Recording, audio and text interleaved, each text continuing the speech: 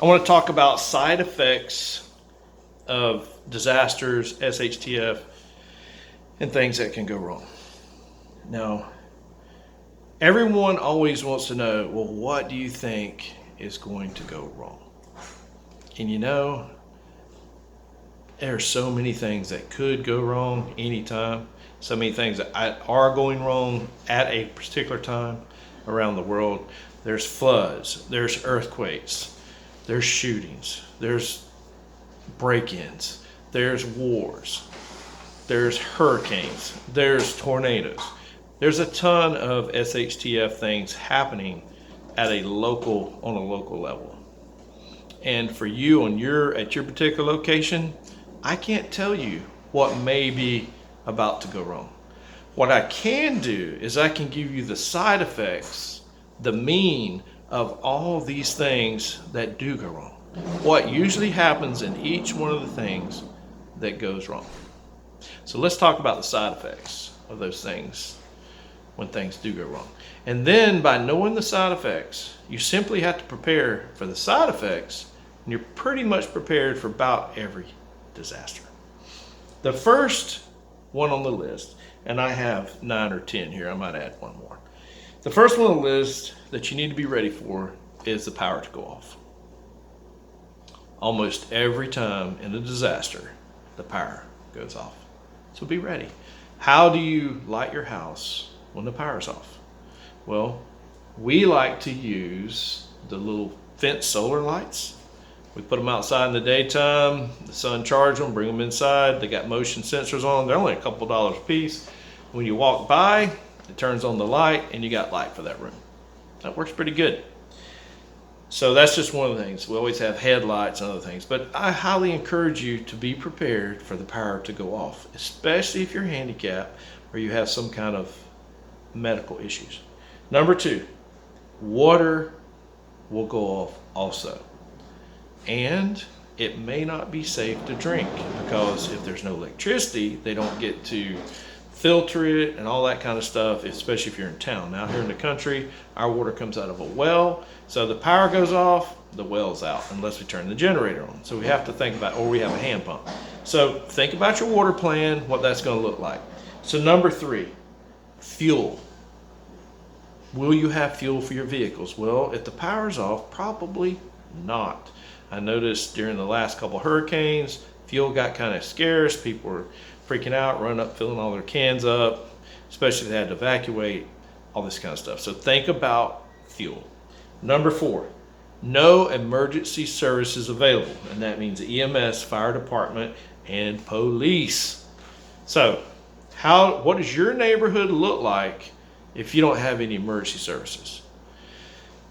If you're sick or you're an older person and you have heart problems and you have, you need oxygen generators, things like that, and they go out and then you have a medical problem and the EMS can't respond, what does that look like for you? How are you going to handle that? Think ahead now, get it worked out.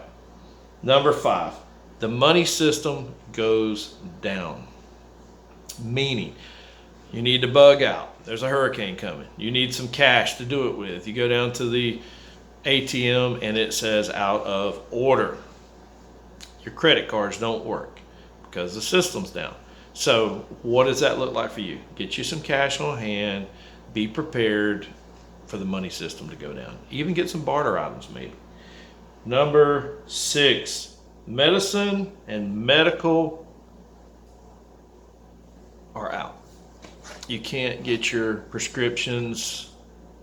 You can't see a doctor.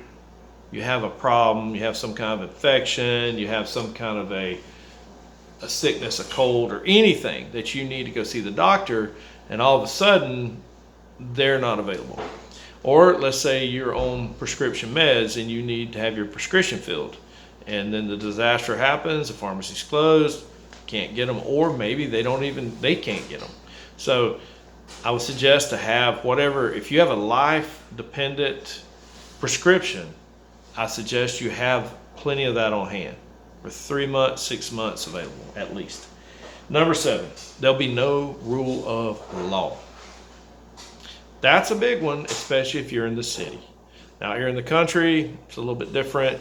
But you need to have a good security plan. Be prepared to defend yourself and to rescue yourself. No one is coming to help you at those particular times. Look at Katrina and when things went sideways there. It was a absolute shit show. Okay, so in these areas, people will loot, they'll rob you, they'll beat you, they'll rape you, they'll do whatever they want to do if they know there's no consequences. So just be ready for that. Number 8, food will start to run out and get scarce. Listen, folks, last time we had a hurricane here in North Florida, 2 days into the hurricane, people were crying about not having food. If you are crying about not having food 2 days after a major event, you have not been listening. You are not a prepper. You are not prudent. You need to get your shit together and have enough food on the shelf to feed your family for at least a couple months. Now, I'm not saying you're going to eat like a king, but I'm saying have some peanut butter, some tuna, some rice, some beans, something that will just keep you alive for a couple months. Also, have plenty of fresh water at hand. You don't have to have a Coke or tea or coffee. You might have to have some coffee. But be ready. Ask yourself, how am I going to make coffee if there's no power? How am I going to make coffee do I have enough water? Do I have some coffee available? All this kind of stuff. So be ready for that. Number 9, large groups of people be needy. This was a big one, for when the hurricane came through here and when it went up into North Carolina and almost every natural disaster or big disaster, there are large groups of people that are needing a lot of help, especially if their home gets wiped out. Your home gets wiped out, you're not going to have food stored up. You're not going to have shelter. You're going to be needy. And there are going to be a lot of people in your same boat needy, especially if you have to bug out. You might even have to bug out, get on the interstate, and all of a sudden the interstate is out of gas or it gets clogged up or there's an accident. And there are thousands of people just like you out on the interstate needy. How do you handle that? How do you tell somebody politely, no, I only have enough water for me and my family? Are you ready for that? And then how do you handle it if they say they're going to take it? Those are some big deals. And all these things that I just mentioned are side effects of SHTF or disaster or wars or whatever. They're definitely side effects of it. The other one that I'd like to add to that is people being injured. There are going to be a lot if it's a bad, let's say a tornado comes through and just rips the whole town apart, there's going to be injured people. Do you know the basics of how to stop mass bleeding, to handle shock, to help handle hypothermia? What do you know medically? Can you do CPR? I mean, these are just basic skills that it doesn't take much to go learn, and it's really on you that if you don't know it, and especially a member of your family ends up dying because you couldn't do CPR or you couldn't stop mass bleed, you just sit there and panicked, or you just didn't know how to do it. You had spent your time doing other bullshit in life instead of learning some basic skills to take care of your family. So I think it's really important. That is the 10 side effects to SHTF. Now there's some more, and you probably can tell me some more. So if you can, list them down below in the comments. I'd like to hear what you would think would be a side effect of SHTF and how you would handle that.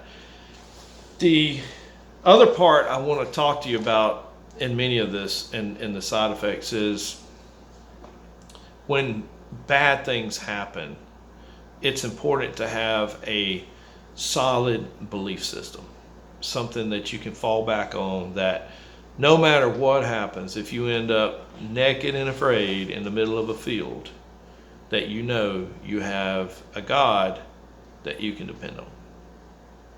And that no matter what, he's going to bring you through it. Your belief will help you survive anything. Anything. So I strongly suggest that you get your beliefs together and just think about these side effects. Start planning for these side effects. It all boils down to food, water, shelter, security, and med plan. I mean, that's kind of the basics of everything. Okay, go out and make yourself, your family, and your fellow warrior better.